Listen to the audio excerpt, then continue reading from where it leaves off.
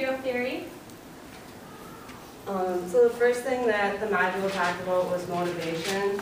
And there's two kinds of motivation. There's extrinsic motivation and intrinsic motivation. Extrinsic motivation is external to the behavior, so it's kind of like receiving a reward for something that you do, a trophy, things like that that you receive for doing it. Internal is the opposite. It's more like a reward that you get from yourself, like you do it for yourself. So the example I put is running to be healthy. When I go and run, I don't get a reward after it. I don't get a prize or a certificate for running. I run for me, and I run so that I feel good about myself. So with that being said, what are you more intrinsically or extrinsically motivated? And we'll just give you a couple of minutes to think about it by yourselves, and then we'll ask a couple people. You do get candy. We're demonstrating extrinsic motivation. So if you answer, you do get a piece of candy. So yeah, think about it for a little bit.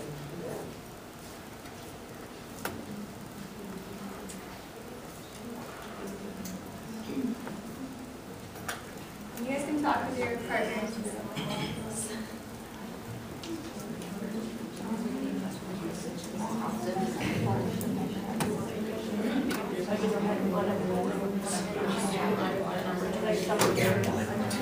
I just like that motivation and have is like something external. I just really don't want to do it. Yeah, I think there's like just a lot of things that I'm like internally motivated to do besides I want.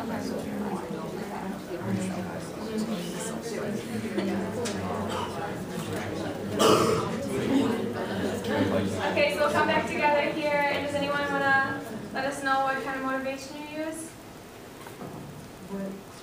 Yep. I said that mostly intrinsic because I volunteer a lot, and it's like I don't get anything in return for it. It's just because it's something that I want to do. Yeah, makes sense. Yeah. Anybody else want to share? Yeah. We kind of said the opposite back here. We said that we were kind of extrinsically motivated, like in sports, like we wanted to win, and so that was kind of like the reward was winning and getting stuff for doing things. Yeah, I'm very extrinsic too. Like, if I have a reward at the end, I'm doing it no matter what I put. I can't hardly motivate myself to do anything. So. And that's another thing too. I mean, different things you do, you're gonna use different motivations. You know, like sports is probably one of those. A lot more people are being extrinsic for it compared to others. Anybody else? Anybody else? I didn't really know things like I love volunteering and like doing things like that because it's just like fun. Then if you like offer me food as a motivation, I'm there in a heartbeat to do it. So yeah, it's kind of like one of those where it depends on the situation. Like it can go either way.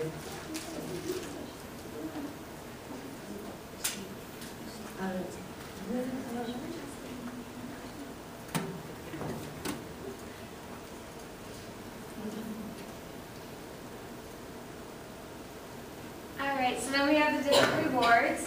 So you have the task contingent rewards, which is given for like participating on an activity or for completing an activity. So that's where like you get a sticker for just like completing a math worksheet or just doing even half of it, you did some of it at least. And then you have the performance rewards, which is given for doing well or achieving at a certain level of performance. So you receive a sticker for doing like the whole worksheet correct and you did the correct work, and so that way you like did good performance on it. Alright, and then praise. There's actually 3 different kinds of praise. The first one is the evaluation of the process taken to complete a task. So the example that I have is what a careful job you did coloring inside the lines. The second is performance praise, which is the evaluation of the end product. So the example that I have is the argument in your term paper is clear and compelling. It's about the paper as a whole instead of just one paragraph or different sections of it. And then finally, person praise. It involves favorable judgment about a person's attributes or behavior. So you're good at math. It's like kind of like a compliment. Like I like your clothes today, I like, I like how you did your hair, things like that. Then we have, if you guys read the book, there was a little section about some boys versus girls diversity and stuff like that. And they talked about how elementary boys and elementary girls act different. They said that more boys are intrinsically motivated by person praise, and particularly praise of their ability when they succeed. So you guys just want to remember that like boys are going to be more for the person praise. And then elementary girls were more performance praise and process praise. So just remember that boys are person praise and girls are performance and process praise. So just a little hint, I would keep that in mind for at the end here. And girls also tend to perceive praise as controlling even when the praise is meant to be good. So I mean, I know some of that is just a little bit more towards gender and stuff like that, but it's just like on a common ground of the elementary boys and girls. With that, there's also other diversity, things that studies have shown, like lower achieving students and lower economic status students tend to benefit more from praise, and this is sometimes something that I know I kind of forget about, being a Phi-Ed major.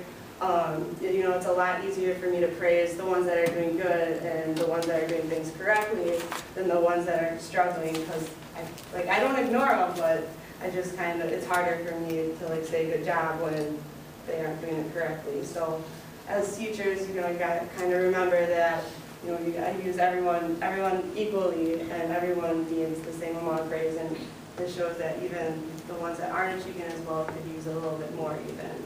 So keep that in mind. And also students' upbringing plays a role in what they need with praise. It shows that Asian American children view praise they praise or they show they're adults and they show them higher up, where Caucasians or white kids, they don't see that as important as Asian Americans or stuff like that. It's just what studies have shown. May not be true, it may be true, but that's just what the book said and what the studies showed. So, So we have a game, Who Wants to Be a Millionaire? So I'm sure everyone pretty much knows how to play that. And we have some modifications to the game because we're going to do it a little bit differently. We're not obviously going to have just one person playing the game. So we're going to split you up into groups. And then we'll have 4 groups, so one person from each group will come up, and we'll kind of do like a Family Feud more type of game where we'll read the question, the first person to hit the buzzer gets to answer the question, and then if you get it right, you get a piece of candy or however many pieces of candy it says. If you get it wrong, we'll reread the question, and then the next person to hit the buzzer can go, and so on. So that's what you guys thought.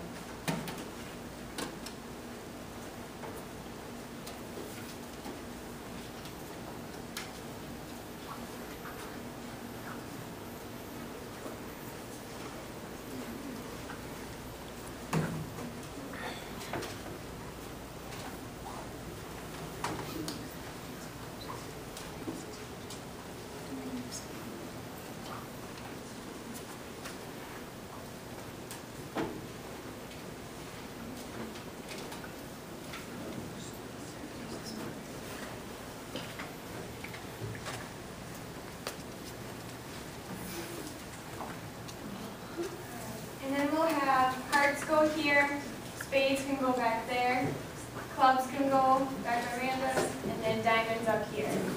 Thanks.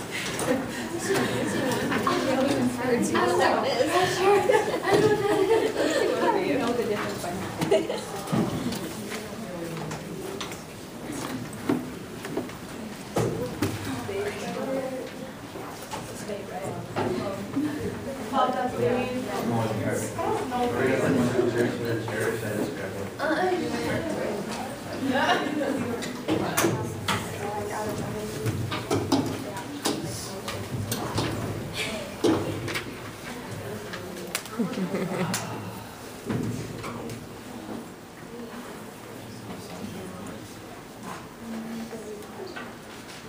Alright, so if you have the number 2, if you have the 2 card, you're going to be first, so you can come up. Woohoo! You guys confident for your team? So the prizes will go. The prizes will go. The first round, you get 1 piece of candy for your team. Second round, 2 pieces of candy for your team, and then we'll count your candies at the end. So for 1 piece, the question is example of intrinsic motivation. Is that the There's running? Wait, you got it. Oh, no. So now once the answers start coming up, whoever does get it first is the one. So. Oh. Running. Yeah. Is that your final answer? Yeah. It is 1 piece. So then also just remember when you tap it, just keep your hand on it. So because like there's 3 of Yeah. you. We It's saw like that your all hand 4 went of first, you. but that way we know yours stays on it. So. All right. So go ahead and sit down. Alright, yep. Okay. Now the number 3. Yeah, we put them in the middle. Yep. Don't eat them yet because otherwise you won't be able to count them. Rappers don't count. Rappers don't count. Before the answer. Oh, okay. All right. For 2 pieces. What is task contingent rewards given for?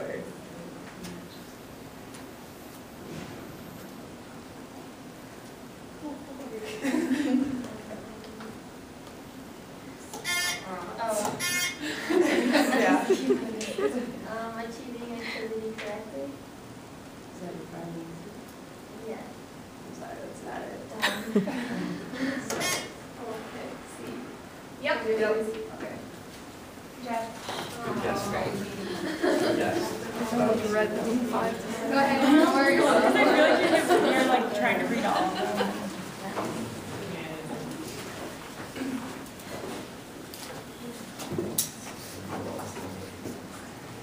For 3 pieces, which is not an example of performance contingent rewards.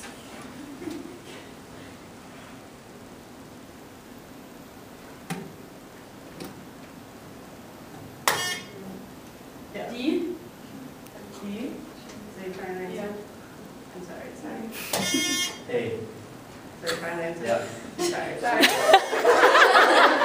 that your final answer? Yep. B. Is that your final answer? Yeah. Winner. Yep, he didn't even doing half the worksheet because they didn't do it all correct. Process of elimination. Go ahead, I think it's 5. That was my final answer. As soon as you have one, that's the next one.